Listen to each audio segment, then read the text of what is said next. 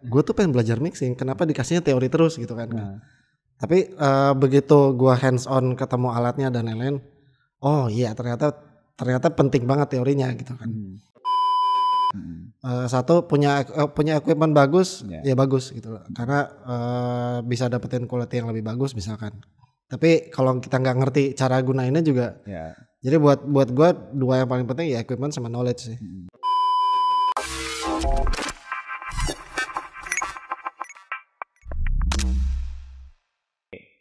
Selamat datang teman-teman sekalian kembali di channel LPDK. Masih obrolan yang asik dengan para alumnusnya LPDK gitu ya. Kali ini kita kedatangan seorang apa nih sebutnya ya, seorang produser, music producer, mixing dan mastering engineer. Pokoknya inilah yang di belakang-belakang itulah gitu ya. Gitu. Kalau orang awam bilang seperti itu. Tapi ada Iqbal di sini ya. Jadi Iqbal ini sebenarnya sudah banyak bekerja selama ini di Jakarta, tapi sekarang dia lagi hijrah ke kota Bandung gitu ya, pengen menyepi kayaknya atau pengen apa nih ceritanya? Healing lah. Healing. Oke. Tapi masih sibuk kegiatan sehari-hari? Masih. Jadi banyakan di studio atau di rumah atau? Di rumah sih. Studio kalau emang perlu equipment yang lebih banyak aja. Oke. Jadi sekarang klien yang ditangani rata-rata banyakan ini. Ada soloist, ada grup. YouTuber kadang-kadang.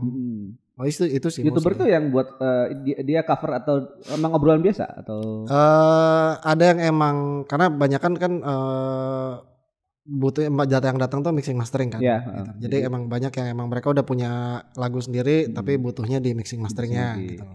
Banyakan kayak gitu sih. Sering dirombak di awal lagi nggak setelah kayak gitu? Ngasih suggestion sih ya. tapi kan tergantung mereka kan, mereka mau ngelakuin itu apa enggak ya udah. Ya, karena mungkin kebanyakan belum sesuai kualitas kali ya. Iya, mungkin ada mungkin mereka punya target sendiri mesti kedengeran kayak siapa gitu kan, banyak kan. Ada referensinya ada referensi biasanya. Gitu ya. Oke. Wah, ini ribet juga ya, banyak permintaan sekarang berarti. Banyak sih. Dan itu sekarang makin banyak kan ya. Banyak karena pas pandemi kan orang banyak entertainment utama mereka kan YouTube gitu. Ya, betul. Jadi banyak yang emang jadi acuan beberapa YouTuber lain kalau emang audionya pengen kayak gini gitu. Lagunya pengen kayak gini gitu misalkan. Dan karena udah mulai banyak yang cukup bagus ya, orang jadi makin ini ya, didorong telinganya untuk semakin ini ya. Iya, makin aware sama quality sih sekarang. Jadi nggak cuma pengen kedengeran kayak sih itu, tapi pengen quality-nya juga sebagus itu gitu. Dan dengan kemajuan teknologi sekarang mungkin hampir bisa ya untuk bisa kok bisa dikejar ya. Bisa. Gitu. Nggak harus dengan studio yang besar atau yang katakanlah yang beneran. Oke.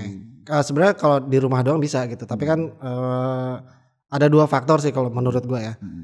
Satu punya equipment bagus, ya bagus gitu loh. Karena bisa dapetin quality yang lebih bagus misalkan. Tapi kalau kita nggak ngerti cara gunainnya juga. Jadi buat gue dua yang paling penting ya equipment sama knowledge sih. Dan memang skill musiknya juga ya.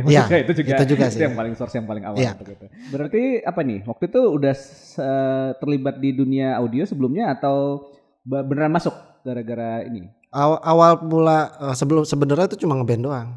Oh, anak band dulu. Sebenarnya ngeband. Apa pas di band? Gitar. Gitar. Ada gitar, terus sempat drum juga gitu. Terus dari ngeband kayak sering kan ke studio ngeliatin operator. Ini operator nih ngapain sih gitu. Terus ini mesti di mixing dulu, terus abis itu di mastering dan lain-lain. Terus beralih ke musik elektronik kan waktu itu lagi naik gitu. Terus techno waktu itu. Waktu itu breaks banyak kan sih. The Prodigy dan lain-lain kayak gitu-gitu. Terus belajar ini bikin lagu kayak gini gimana gitu kan. Nah dari situ makin tahu terms mixing, mastering, terus ya udah dari situ jadi punya penasaran gitu kayak mixing mastering ini sebenarnya ngapain. Nyari-nyari sekolah audio juga kan waktu itu. Sempat coba-coba nggak waktu itu sebelum sekolah? Maksudnya sempat. Tapi parah banget nyoba-nyobanya sih nggak jelas sih itu. Eksperimen paling aneh sih kalau menurut konteks sekarang gitu ya. Cuma waktu itu kan nggak ngerti gitu. Nyimpen tapi sampai sekarang masih pernah didengerin nggak? Enggak sih, karena di kaset waktu itu.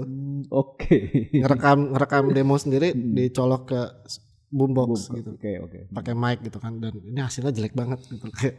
Ini biar bagus gimana gitu kan. Akhirnya tahu ini mixing mastering gitu.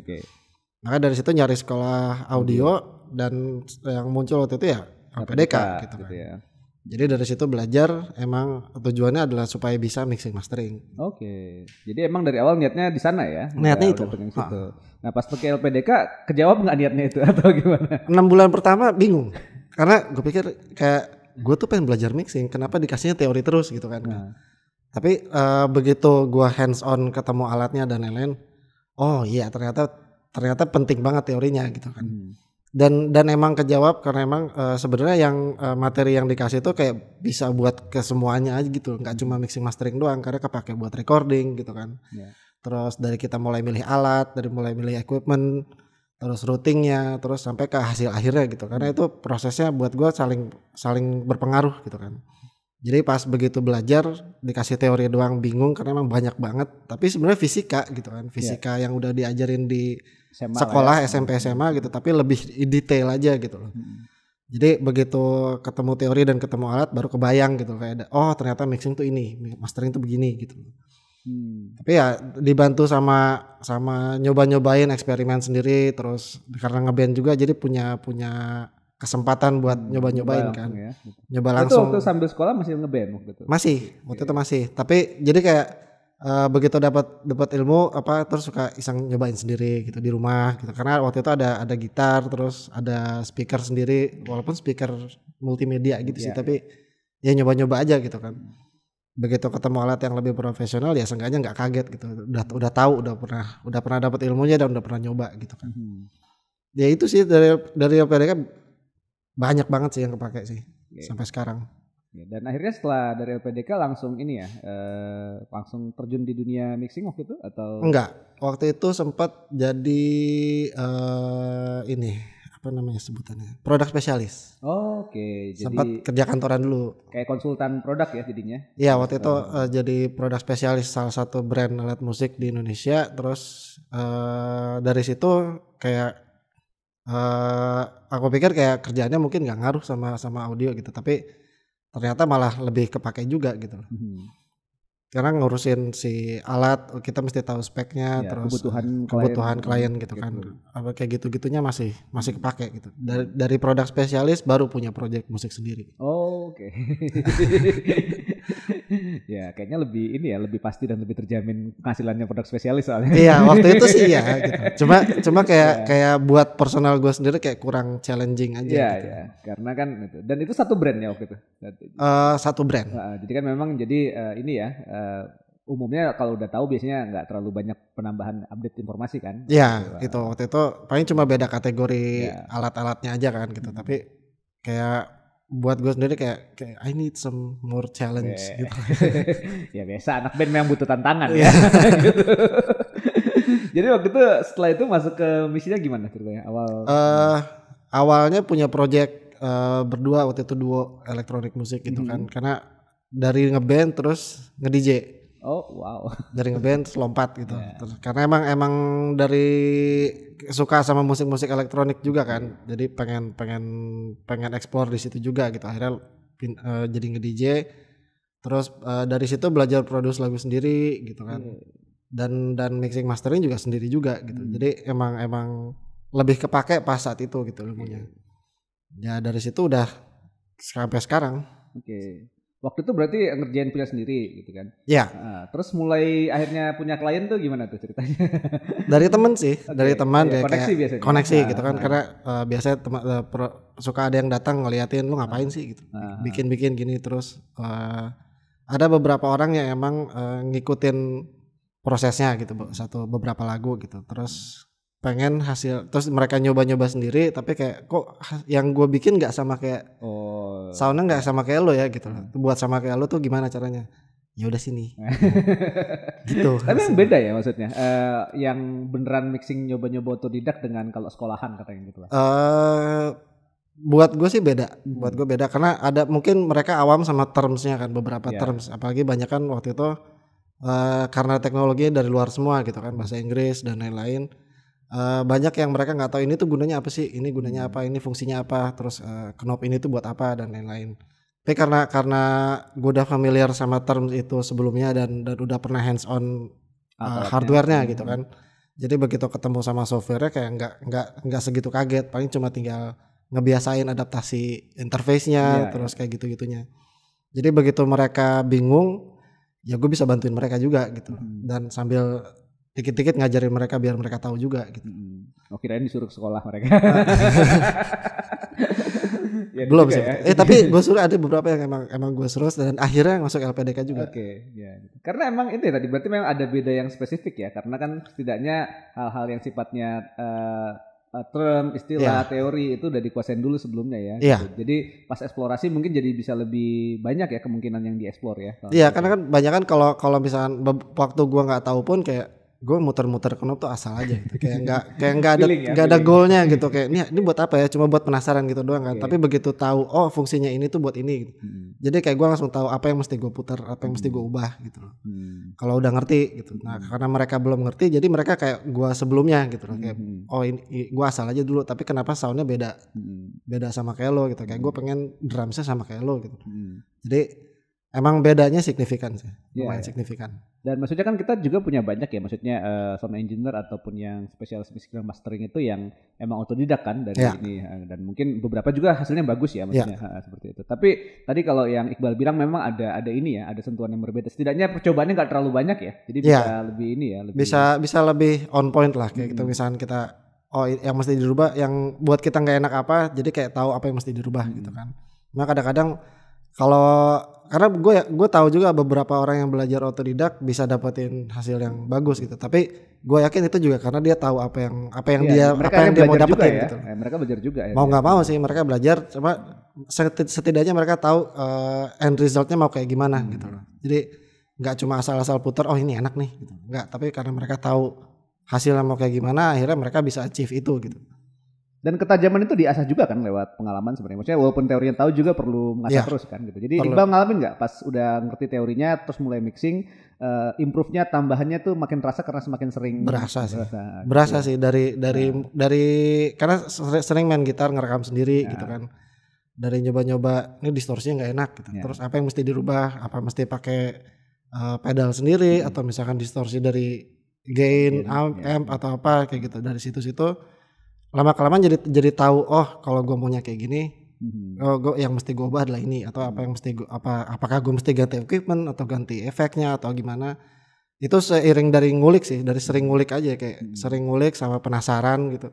Dari situ yang emang bikin bener si perkembangannya berasa gitu. Tapi tadi karena teori itu membuat jadi semakin on point ya. Jadi coba-cobanya makin terarah ke arah yang lebih ini gitu. Jadi nggak wasting time muter-muter knob nggak jelas aja gitu.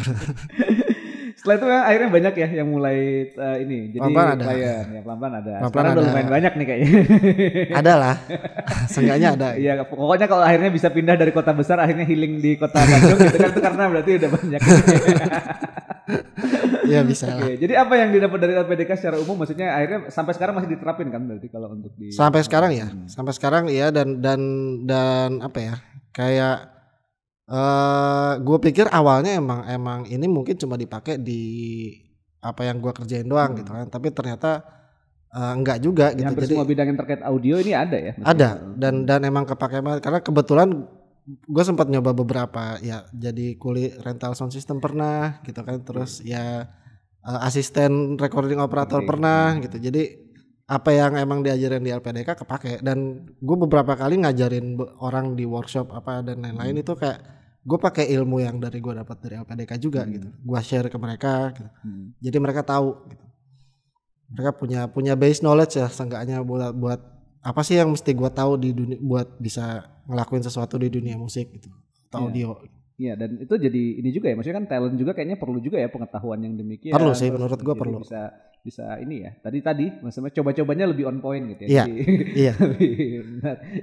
Gitu. Dan sekarang berarti udah berapa lama nih berkecimpung di mixing sama mastering? Udah sejak professionally 2010 ya. Wow, lumayan. Udah hampir 12 tahun ya. 12 tahun ya. 2010 lah. Sambil sekolah waktu itu. Oh, udah Nyoba-nyobanya masa sekolah. Nyoba-nyobanya. Cuma ya emang mungkin standar kualitinya beda jauh aja waktu itu kan, karena masih nyoba-nyoba dan ya teman juga ya udah gue bayar segini. Berapa tahun tuh setelah sekolah di PDK jadinya pede banget nih gue netapin tarif sendiri nih?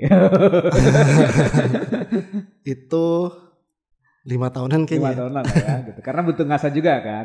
Buat portfolio kan, karena dan Ya, betul. ngebangun portfolio nggak gampang juga gitu. Karena walaupun kita trying to achieve good quality, tapi quality menurut orang lain kan beda-beda standarnya, seleranya gitu. Jadi nyari yang emang bisa ngebantu ngeluasin network, terus ngebantu lebih ngeluasin quality itu kayak gimana kayak gitu. Itu yang lama sih. Ya. Jadi memang ini ya, kualitas sih jadi emang seiring pengalaman dan akhirnya juga karena banyak yang rekomendasikan karena ini di jaring LPDK juga ngebantu guys kalau. Oh iya, jelas. Banyak rekomendasi dari teman-teman juga ya. Justru banyak ketemu senior itu pas lagi di luar gitu kayak ternyata dia senior LPDK gitu. Karena pas waktu itu pernah bantuin teman manggung, terus gue megang sequence, engineer-nya orang LPDK gitu. Dia senior kayak berapa tahun gitu. Mas Nabil kalau nggak salah waktu itu. Iya. Jadi waktu itu emang iya. Oke. Sekarang fokus di mixing mastering atau sambil ngerjain yang lain juga?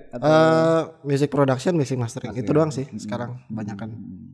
Kadang-kadang nggak dipakai di live atau ini sesekali ya kalau pengen. Ya live paling kalau pakai kalau emang lagi pengen iseng live gitu dan nge-DJ ya pakai gitu. Tapi kalau nggak ada ya nggak sih. Sekarang banyak kan music production sama mixing mastering aja. Tipe-tipe ini ya, tipe-tipe dalam dunia musik itu petapa berarti. Nggak suka ngedugem kayaknya kembali. Tapi tadi enak ya, sudah dirasain ada beberapa hal yang memang signifikan ya yang perlu dirasakan dan buat gue signifikan banget. Thank you banget ya Iqbal udah berbagi di sini ya. Teman-teman juga udah bisa sharing ya pengalamannya masing-masing gitu kan dan akhirnya nangkep tadi ya. Jadi walaupun butuh pengalaman untuk mengerjakan gitu ya, butuh trial and error untuk nyoba gitu. Tapi setidaknya karena sudah menguasai teorinya jadi on the point ya. Jadi tracknya lebih terasa gitu. Jadi nggak banyak menghabiskan waktu. Itu sesuatu yang sampai sekarang masih dirasakan oleh Iqbal dan rekan-rekan yang terlibat di musik production ya. Gitu. Oke, sukses terus nih ya. Makin banyak talent yang bersinar gara-gara sentuhan tangan dingin ya. Gitu. Amin. Oke. Selamat ini menikmati healingnya di Kota Bandung gitu. Makasih teman-teman yang udah menyaksikan obrolan kali ini. Kita akan masih ngobrol-ngobrol dengan alumnus LPDK yang lain dan juga obrolan yang menarik seputar dunia audio gitu ya bersama rekan-rekan yang lain. Nanti mungkin Iqbal juga akan ngisi lagi di obrolan berikutnya. Kita jumpa lagi di bahasan LPDK berikutnya. Sampai jumpa semuanya. Dadah.